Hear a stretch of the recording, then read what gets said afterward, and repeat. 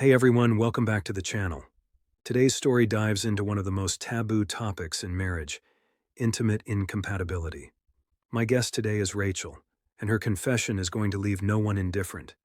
She cheated on her husband for 5 years, and it didn't start out of a desire to destroy her marriage, but from the painful realization that something between them was broken. Before we dive in, make sure to subscribe to the channel and hit that like button. It really helps us share more real-life stories like this one. Today, Rachel will share how physical dissatisfaction can turn into a trap, one that's almost impossible to escape without pain. Ready to hear her story? Let's begin. Secrets of Alex's friends. When people talk about cheating, they always imagine something cold, selfish, even cruel.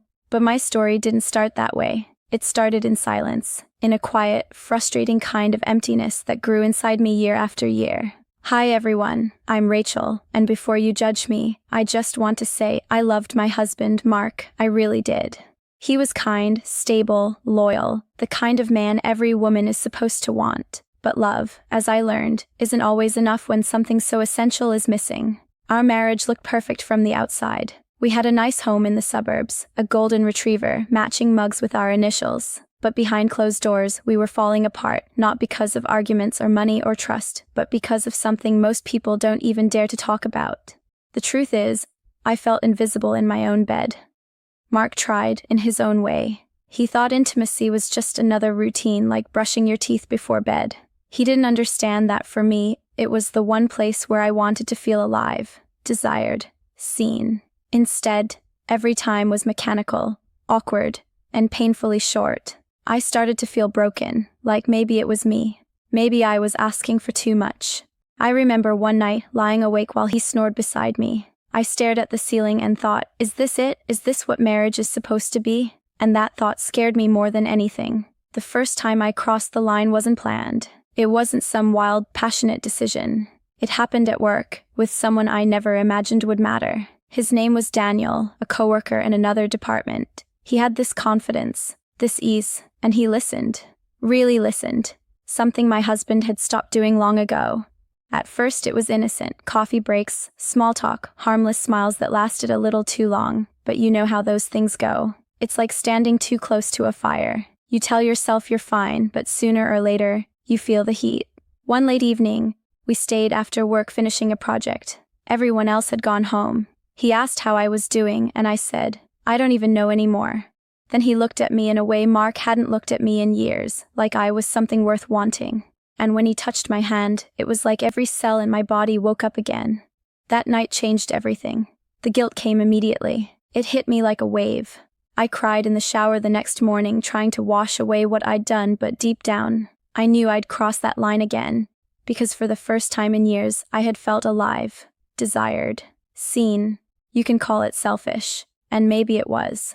But I kept telling myself that I was saving my marriage, that what Mark didn't know wouldn't hurt him, that I could keep both worlds balanced if I just kept my secret safe. But secrets have a way of growing, and the more I tried to keep my two lives separate, the closer they started to collide. I thought I could control it. That's what I kept telling myself every time I left Daniel's apartment, my hair still damp from the rain, my phone lighting up with a message from Mark. Dinner's in the oven. I convinced myself that I was just borrowing something, a piece of passion, a piece of myself, and that when I came home I could still be a good wife. But lies have weight, and over time they start to press down until you can barely breathe. The affair didn't stop after a few weeks. It became a rhythm, a hidden part of my life that I started to depend on. With Daniel, I laughed again. I felt wanted.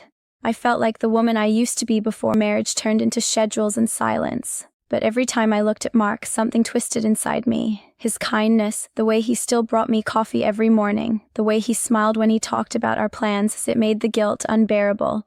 I remember once he told me he wanted to take me on a weekend getaway, just the two of us. No work, no distractions. I froze, because the first thing that crossed my mind wasn't how nice. It was how am I going to explain to Daniel that I'll be gone.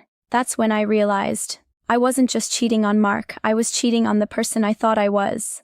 Every lie started to build a wall between us. I became distant, always tired, always with an excuse. Mark thought it was stress from work, and he never pushed. He trusted me completely. And that trust, that blind, gentle trust, made me hate myself even more. There was one night I'll never forget. Mark and I were sitting on the couch watching a movie. He reached over, held my hand, and said, "You know I love you, right?" And I nodded. But in that moment, I realized I didn't even know who he was talking to anymore. The woman he thought he married, or the stranger sitting next to him pretending to be her. Still, I couldn't stop. Daniel and I were addicted to each other, not just physically, but emotionally. We shared everything, our frustrations, our dreams, the parts of ourselves that our partners never saw. And even though I knew it was wrong, it felt so painfully right. Sometimes he'd ask me if I'd ever leave Mark. I always said no. Not because I didn't want to, but because deep down I didn't want to destroy the life we'd built, the house, the friends, the memories. I wanted both worlds, even though I knew I couldn't keep them forever. But the more years passed, the more reckless I became. I started making mistakes, unexplained absences, perfume that wasn't familiar, a text left unread on purpose. And Mark, he wasn't as clueless as I thought. It started with small questions. Who keeps calling you so late? Why do you suddenly stay at work until midnight? I brushed them off, laughed it away. But one night, he looked at me differently. There was no warmth in his eyes, just quiet suspicion.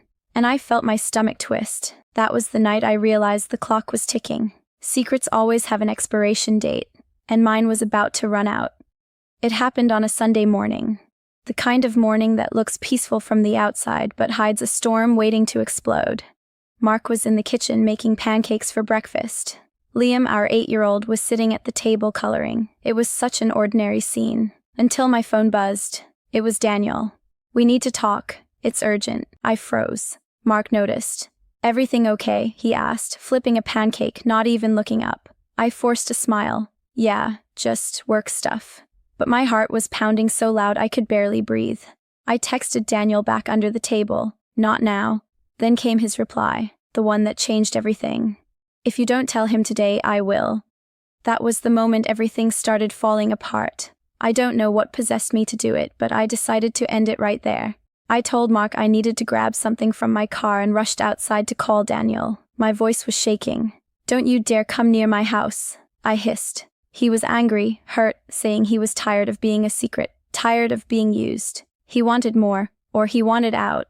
And then I turned around and saw Mark standing at the door. He'd followed me, and from the look on his face, I didn't need to explain anything. He didn't yell. He didn't throw anything. He just said quietly, "How long?" And that was somehow worse than screaming. I tried to lie at first, to say it was a misunderstanding, but when his eyes filled with tears, I broke. I told him everything. Every ugly truth I'd buried for years came spilling out like poison. Mark didn't move. He just stood there, breathing hard, like the air itself had turned toxic. Liam came to the doorway, confused, asking what was happening. That's when Mark turned away and walked out. No words, no goodbye, just silence. He was gone for hours. I sat on the floor, shaking, wondering if this was the end of everything. When he came back that night, his face was pale but calm. He said, "I've thought about it. I don't want to destroy our family, but I can't be the only one pretending everything's fine." What he said next stunned me. He told me he wanted to try something unconventional. If what I was missing in our marriage was physical, then he didn't want to trap me anymore. He said, "You keep seeing him if that's what it takes. Just be honest with me. I'll do the same." At first, I thought it was a trick, a test, but it wasn't. He was serious, and the strangest part, I didn't feel relief.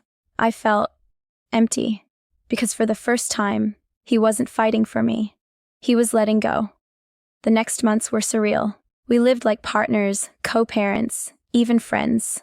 We had dinner together, laughed together, but there was always this invisible wall between us. He started seeing someone too, a woman from his gym, and when I found out, I didn't feel jealous. I felt replaced. One night, I looked at him across the dinner table, and it hit me. We weren't a couple anymore. We were two people who had once loved each other so much that we were willing to rewrite the rules just to avoid losing what little was left. Daniel eventually faded from my life. It stopped being exciting. It stopped meaning anything. But Mark and I, somehow, we stayed. Not as lovers, not as enemies, just Two imperfect people who had broken something too fragile to fix, but still cared enough to keep each other afloat. And sometimes, late at night, when I hear him laughing with his new girlfriend on the phone, I realize maybe this strange arrangement was the only way we could both finally find peace. So, no, this isn't a story about passion or betrayal anymore. It's about what's left when both are gone, just two people trying to live with the choices they made. What do you think? Can a marriage really survive under such rules? Or is that no longer love, just an agreement between two people afraid of being alone? Would you ever accept something like that? Share your thoughts in the comments. This story is sure to divide opinions. Don't forget to like the video, subscribe to the channel, and turn on notifications so you never miss new stories about betrayal, love, and unexpected twists in relationships. See you in the next story. Secrets of Alex's Friends.